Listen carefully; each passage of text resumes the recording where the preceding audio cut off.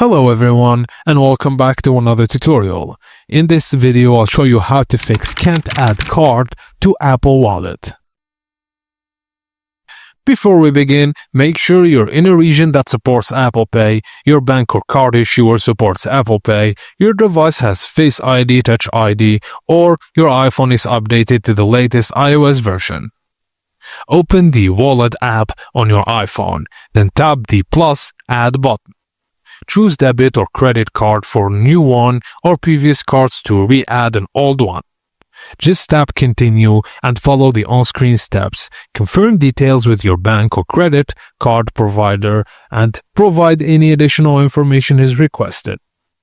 If the verification fails, check card eligibility. Ask your card issuer if your card supports Apple Pay. Also check device and region to make sure both your device and Apple ID region support Apple Pay. And finally, update iOS. Install the latest iOS update.